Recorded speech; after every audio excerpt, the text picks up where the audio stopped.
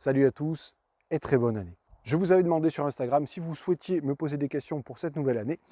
Vous m'en avez posé pas mal et certaines n'ont d'ailleurs pas de lien direct avec la photographie. Et c'est très bien comme ça. Donc aujourd'hui, je vais répondre à ces questions-là, répondre à des questions qui devraient vous intéresser et même pour certains vous concernent directement parce que cette année, il devrait y avoir pas mal de changements, que ce soit sur YouTube ou ailleurs. Bref, je vais répondre à vos questions. C'est parti. Première question, comment vas-tu? Ben ça, écoute, c'est une très bonne question. Alors ça dépend. Tu veux la réponse socialement acceptable ou tu veux la vraie réponse? Bon, la vraie réponse, c'est que en ce moment, ça va un peu moyen. Voilà. Tout simplement parce que remise en question dans la tête de pas mal de choses, c'est un petit peu le bordel. Ça arrive. Ça arrive, c'est à chacun d'arriver à en tirer quelque chose de bon. C'est d'ailleurs aussi pour ça que je me suis isolé un petit peu ici. Ici, je suis en Corrèze chez des amis et ça me fait beaucoup de bien de penser un petit peu qu'à moi et voilà, de me recentrer sur des choses, de pouvoir prendre le temps de réfléchir à ce qui va se passer aussi cette année. D'un point de vue pro, mais d'un point de vue aussi perso.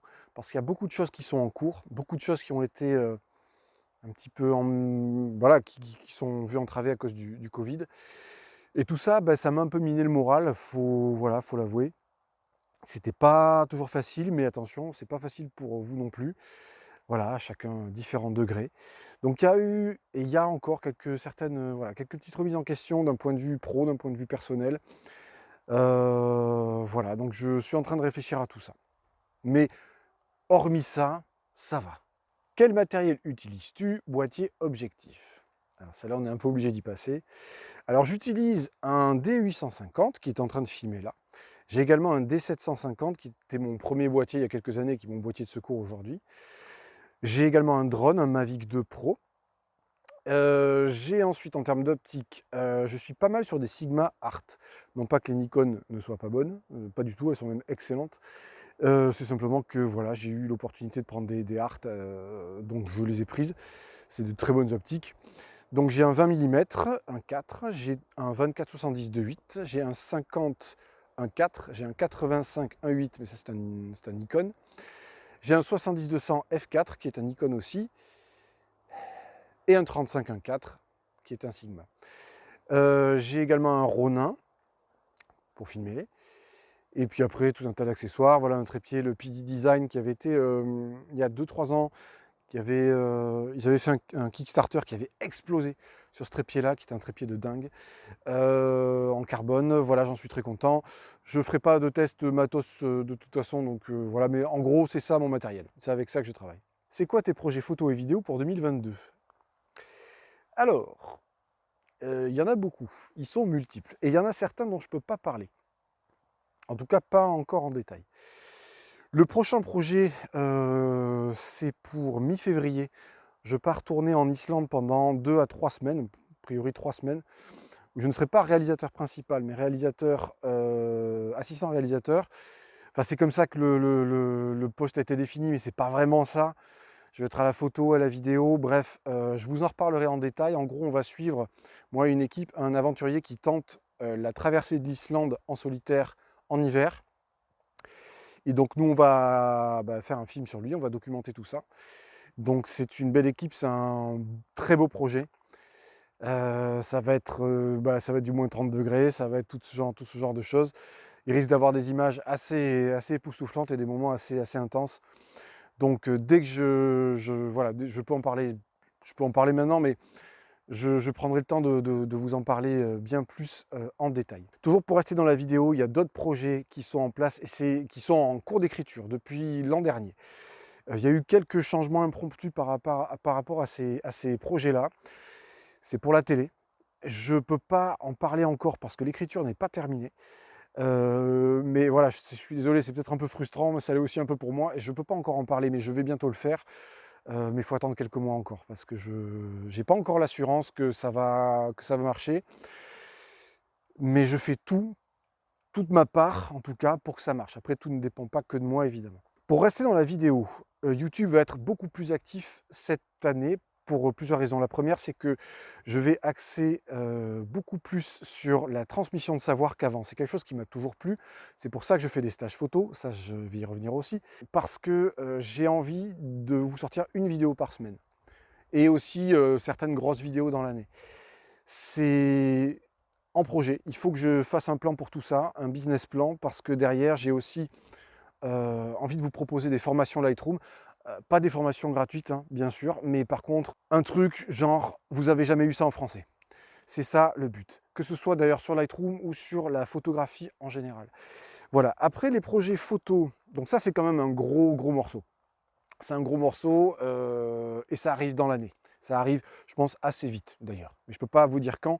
L'Islande étant dans à peu près un gros mois au moment où je tourne cette vidéo, ça risque de couper dans le rythme de ça, donc peut-être que je le ferai qu'en rentrant.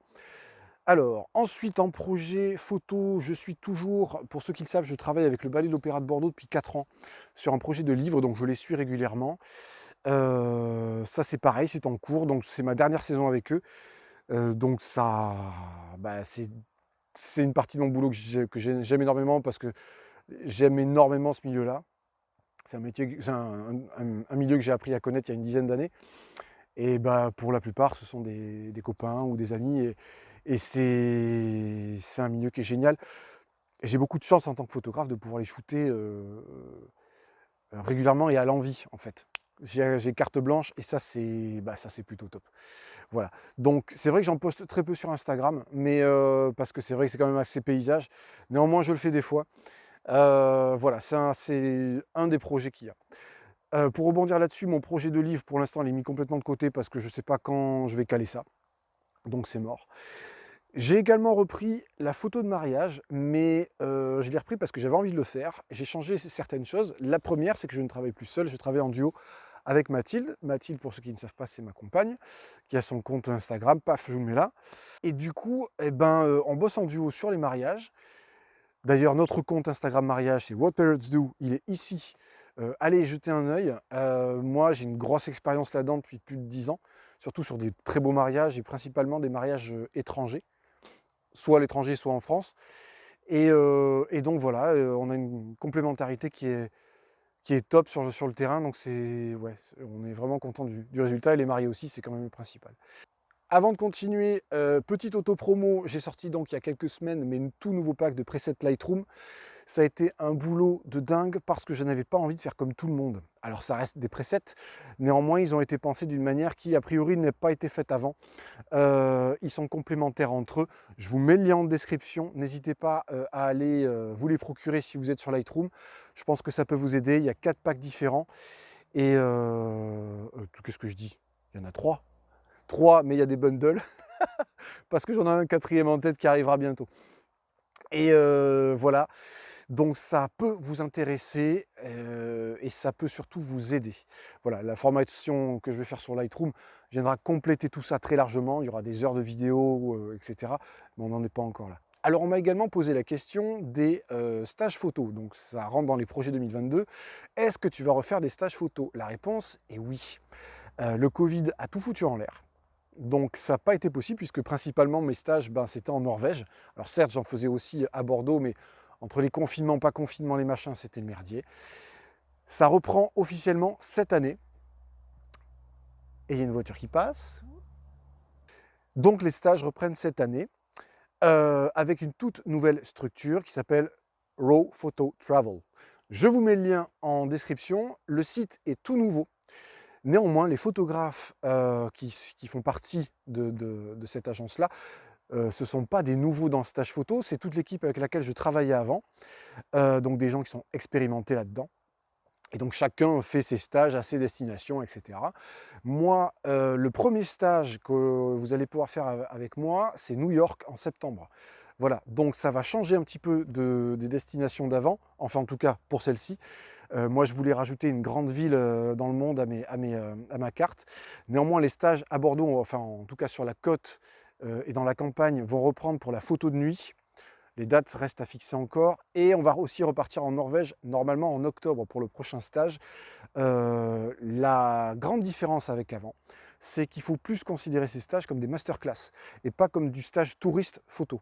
C'est-à-dire que même si c'est très bien, on a en fait dans l'idée de véritablement faire de la masterclass. Donc vous, vous consolidez pardon, dans une écriture photographique. Donc on est vraiment sur une démarche photographique d'apprentissage.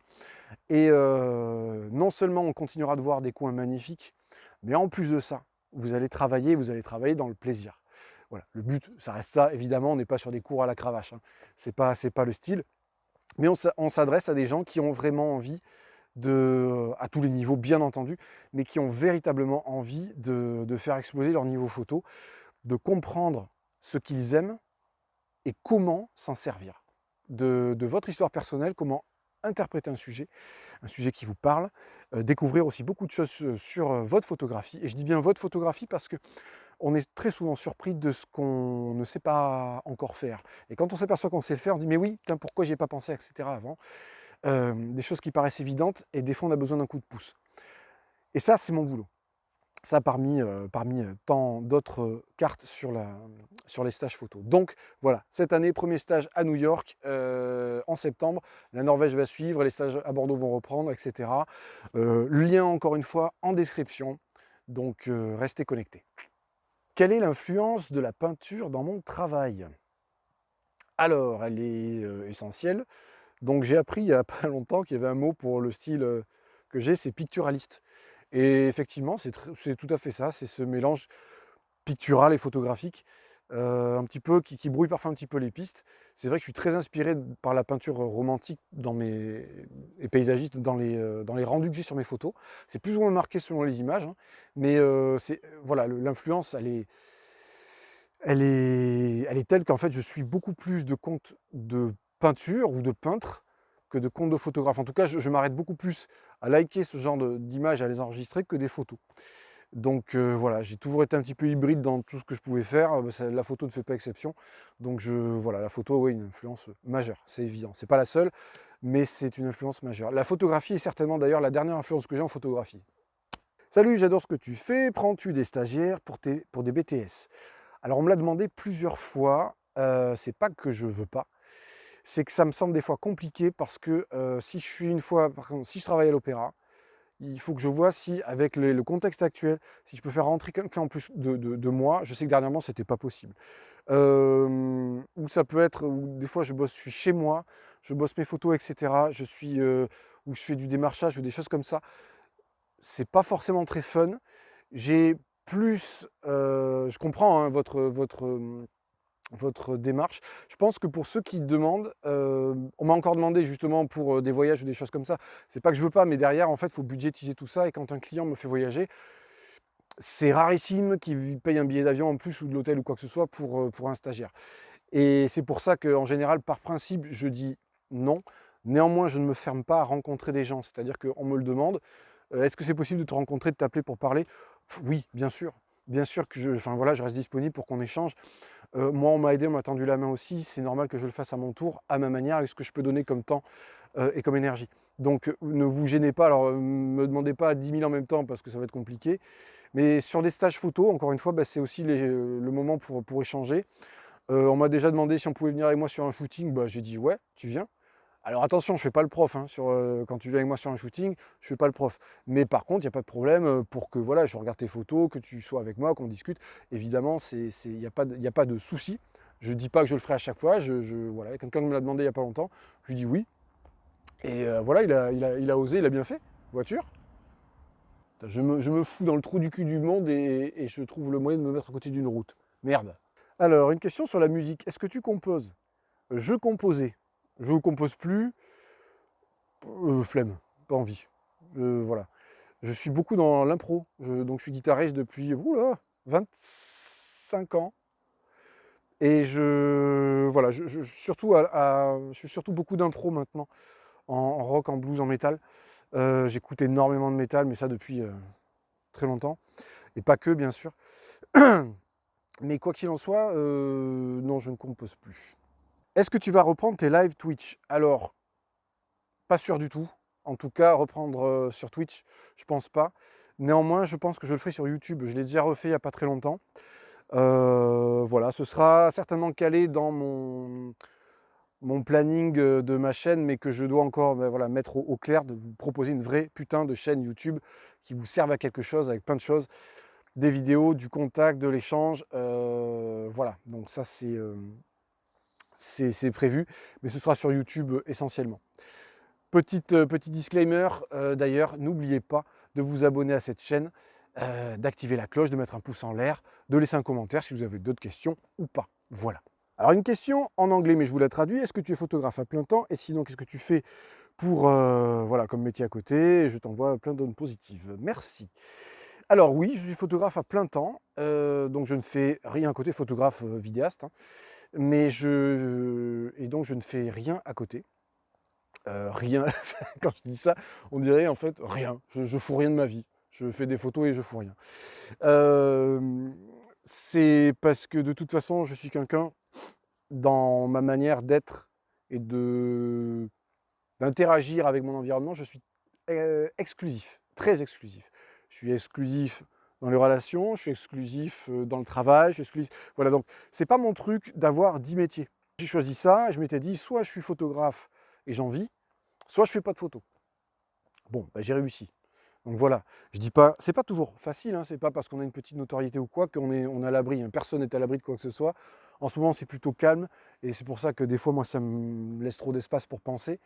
Mais voilà, hein, c'est comme tout, il y a des vagues, des machins, et c'est à chacun d'en tirer des conclusions et de nouvelles solutions. Donc voilà, je suis photographe à plein temps, et si un jour j'arrête la photo, enfin, je ne me vois pas arrêter la photo, mais peut-être qu'un jour, je changerai de métier, j'en sais rien. Mais je le ferai quand j'aurai le sentiment d'avoir complètement ponctionné et pris tout ce que j'avais à prendre. Et c'est pas le cas encore. Oula! Comment retranscrire une émotion avec une photographie de paysage sans humain? Alors, j'ai envie de te répondre, et en même temps, j'ai envie de te dire que ça fera le sujet d'une vidéo, ta question, parce qu'elle est très intéressante. Et que tout ce que je peux te dire, c'est qu'il ne faut pas chercher à retranscrire dans le paysage ce que tu vas retranscrire avec un portrait. Portrait ou photo sociale, humaniste ou quoi. C'est comme si tu demandais à un poisson rouge de savoir grimper à un arbre. C'est pas possible. Alors, y a mille et une façons de le faire, et la preuve, c'est qu'en fait, beaucoup de gens sont extrêmement sensibles au paysage. Je ne vais pas répondre plus à ça, mais j'en ferai une vidéo, parce qu'il y a beaucoup de choses à dire là-dessus. Est-ce que tu shootes en argentique? Alors aujourd'hui, non. J'en ai fait un petit peu il y a quelques années. Je dis pas que je le referai pas, mais en fait, ça m'emmerde. Alors, ça m'emmerderait pas si... désolé, il y a un avion. Ça m'emmerderait pas si je shootais à la chambre. Ça, par contre, c'est un truc que j'aimerais faire. C'est bosser à la chambre, mais sur du paysage, du portrait. Parce que c'est vraiment une autre approche. J'avais pu être assistant pour Cyril Weiner, notamment, qui est un grand photographe d'architecture. Et il bosse à la chambre essentiellement, et c'est le rendu qu'il y a là-dessus. Aucun numérique arrive à faire ça, quoi. C'est fabuleux. Donc c'est ouais, quelque chose que je ferai, voilà. Peut-être qu'un jour ça viendra, c'est possible. Que penses-tu de faire un live où nous te partageons nos musiques inspirantes? J'adore ton boulot, alors merci. Si on parle que de musique, c'est quand même une niche, et j'ai peur que ça, finalement, intéresse peu de gens. En tout cas, aujourd'hui. Quand j'aurai fait grossir ma chaîne YouTube, etc., je ne dis pas que je ne le ferai pas, parce qu'effectivement, la musique étant la seconde grosse influence dans mon boulot, et que, voilà, donc oui, c'est un domaine artistique qui a énormément d'importance pour moi, donc il n'est pas impossible qu'on fasse ça. C'est toujours bon à prendre, hein, de découvrir les goûts des uns des autres, et de nouvelles voies d'inspiration. Donc oui, possiblement, mais quand, je ne sais pas. Qu'est-ce qui a construit ta culture photographique, et quels photographes t'ont inspiré? Alors j'ai très peu de photographes à citer, j'en suis désolé. Et puis après je vais me dire, ah mais j'ai oublié lui, elle, machin. Bon, le premier qui m'a en fait fasciné, c'est pas original, c'est Vincent Munier. Je l'avais rencontré quand je me suis dit que je commencerais la photo. J'avais pas de matériel ou quoi que ce soit, je suis monté au salon de la photo à Paris, et il présentait son travail du Kamtchatka. Ah, je tombais sur le cul, sur l'approche, sur l'approche du gars, tout ça, bon. Et donc oui, son influence, elle a été là, c'est indiscutable. Alors qu'on n'a pas du tout aujourd'hui le même style de photo, hein. C'est pas du tout pareil, je suis pas photographe animalier, j'ai pas de patience pour ça. Hem, J'aime beaucoup ce que fait Alexandre Deschamps, évidemment, et cette lourdeur, ce côté un peu épique, ce côté écrasant, dominant, le gigantisme, voilà, il y a un côté, quasi religieux là-dedans et que j'aime beaucoup dans son travail. Et puis c'est le seul à arriver à faire ce qu'il fait. Donc c'est vraiment assez fascinant. Brice Portolano, en plus on était partis tous les deux quelques jours dans un endroit assez cool, là où j'ai filmé mon film d'ailleurs. Il a une belle approche sociale de la photo de voyage. On n'est pas dans quelque chose de propre, on est dans quelque chose de vraiment authentique, ça respire la liberté, quoi, vraiment. Et c'est pour ça que ouais, j'aime beaucoup ce qu'il fait. Euh, Petros Koublis, ils sont deux, il y a lui et sa femme. On est dans quelque chose de complètement onirique, construit, pensé. C'est rien, il n'y a rien qui est laissé au hasard. J'ai vu un coup de cœur pour son travail, donc voilà. Je pourrais en citer d'autres, mais là tout de suite ça ne me vient pas. Moi, mon inspiration ensuite, ça a surtout été, ça a été la lecture horrifique et les films d'horreur, beaucoup. Lovecraft, Guillermo del Toro notamment, son esthétique, des films comme The Witch, des films comme Alien. Je suis un grand fan d'Alien à tel point que j'ai un tatouage qui fait référence à Alien ici. J'ai tout un tas de... Voilà, mon influence, elle est là. Ça a été beaucoup dans la musique, beaucoup dans le black metal, beaucoup dans la musique atmosphérique, assez lourde, la musique gothique. Je suis un très grand fan de Dead Can Dance. Tout ce qui va parler de gigantisme, tout ce qui va parler de perdition, ouais, beaucoup de choses assez noires, pas noires dépressives, hein, mais quelque chose de plutôt écrasant avec tout un tas de nuances dans le sombre, mes photos étant assez sombres, hein, au final, hein. Et c'est pour ça qu'en fait, mon inspiration en photo ne vient pas de la photo. Il y a trop de belles choses à côté pour me contenter juste de regarder la photographie. Quel est ton parcours photographique? Alors, j'ai commencé la photo en 2007. Donc au bout de quelques mois, je me suis très vite dit que je voulais en faire mon boulot. Donc évidemment, c'est bien normal, autour de moi, j'ai entendu oui, c'est difficile, c'est difficile. Chose à laquelle je réponds aujourd'hui, oui, ben, comme pompier, comme médecin, comme en fait, comme beaucoup de métiers, c'est difficile. Ce qui tombe très bien, puisque ça ne veut pas dire que c'est impossible, la preuve. Euh, j'ai frappé à la porte d'un professionnel avec qui j'ai collaboré pendant des années, sur le mariage haut de gamme notamment, qui m'a appris beaucoup de choses. Donc j'ai commencé voilà, comme ça dans le mariage, mais en fait j'avais surtout le paysage en tête, toujours. Le paysage, c'est ça qui m'a mis à la photo, hein, clairement. Donc j'ai commencé comme ça, ça a pris quelques années avant de faire la transition avec mon ancien métier qui était graphiste. Et du coup, métier que je n'aimais pas. Et il a fallu tout désapprendre pour tout réapprendre, enfin bon bref. Donc, mais bon, j'ai pu travailler pour des bons photographes, notamment, donc j'en parlais tout à l'heure, Cyril Weiner, qui est un excellent photographe d'archi, qui travaille un peu partout dans le monde, qui fait beaucoup de livres, qui est une référence en architecture. Et j'ai pas mal appris avec lui d'ailleurs. Il m'a sorti une phrase que je vous ressors, qui m'a fait cogiter pendant longtemps, et c'est une des phrases que je garde en tête, parce qu'elle a changé beaucoup de choses pour moi. Ça a été d'une grande aide. Il regardait mes photos, c'était il y a quelques années, il me dit, t'es en passe là, d'arriver à un truc là. C'était avant, je crois, que je pose ce côté picturaliste sur mes photos. Il m'a dit, en photographie, il faut projeter un imaginaire fort. Il m'a donné cette phrase, boum, j'ai pris ça comme une espèce de truc dans les bras, je me dis, putain, qu'est-ce que c'est que ça? Je l'ai gardé avec moi, je l'ai cogité, je l'ai retourné, je l'ai machin. J'ai compris ce qu'il voulait dire, et je crois que j'espère ne jamais la comprendre totalement, parce que j'espère être tout le temps à la recherche de l'accomplissement de ce mantra. Et dans vos photos, projetez un imaginaire fort. Et il n'y a pas besoin de faire de la photo picturaliste pour ça, d'ailleurs. Il y a tout un tas de manières d'y arriver. Je suis rentré en contact avec l'opéra par l'intermédiaire de quelqu'un pour faire un travail donc avec le ballet. C'était il y a une dizaine d'années. Très honnêtement, ça ne me branchait pas. parce que la danse, pour moi, enfin, j'en pensais rien à vrai dire. Rien, que dalle. Et puis bon, je me suis dit, allez, pourquoi pas, j'ai une approche qui est différente, ça pourrait être cool, je vais apprendre plein de choses, et j'ai bien fait. Humainement, ça a été génial, professionnellement, ça a été génial.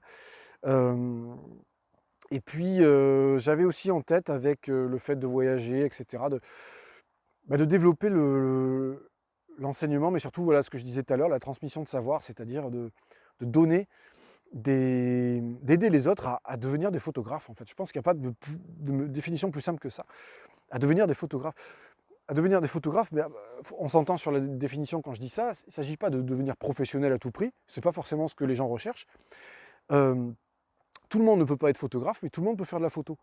Et tout le monde ne veut pas être photographe d'ailleurs. Donc en fait, j'estime aujourd'hui que mon travail, ça va être ça de plus en plus.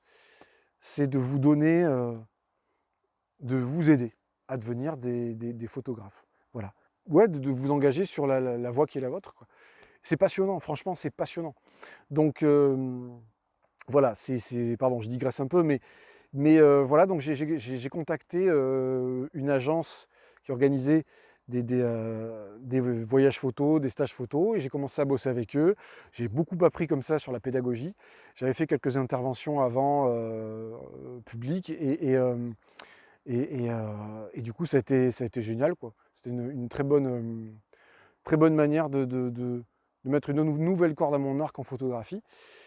Et puis après, voilà, mon parcours, ça a été ça. Bon, j'oublie plein de trucs, mais ça se fait avec le temps, ça se fait avec les rencontres, ça se fait des fois avec le hasard, ça se fait avec le fait d'oser de faire des choses. Mon parcours aujourd'hui, dans les grandes lignes, sans rentrer dans le détail, ressemble à ça. Tu pratiques le sport depuis combien de temps? Oula. Alors le sport, longtemps. Mais si tu parles du sport que je fais là, ça fait 6 ans. 6 ans que je fais du crossfit, un peu plus de 6 ans que je fais du crossfit, que je me suis mis même quasiment à faire que de l'haltérophilie. Donc je m'entraîne, pour moi, mon rythme d'entraînement de sport, c'est 5 fois par semaine. Pour moi, c'est normal de m'entraîner entre 1 heure et 1 heure et demie par jour. Parfois plus, ça dépend. Donc l'avantage, c'est que ça rend solide, ça forge un mental, parce que c'est un sport de con, mais dans le bon sens du terme. C'est extrêmement exigeant, l'haltéro, ça demande de la force, enfin, ça fait travailler la force, la posture, l'endurance, ça fait le mental, la concentration. Le crossfit vous fait travailler l'endurance, la gymnastique, le cardio. Bref, ce sont des sports intenses et que j'aime pratiquer. J'aime voilà, cette sensation de me faire pas mal, parce que je suis pas du tout, mais ouais, de me surpasser là-dedans. En gros, ce que je fais, ça ressemble à ça.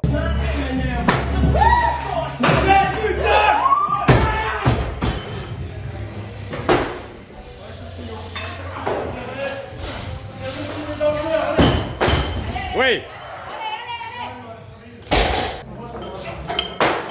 Allez. Yes.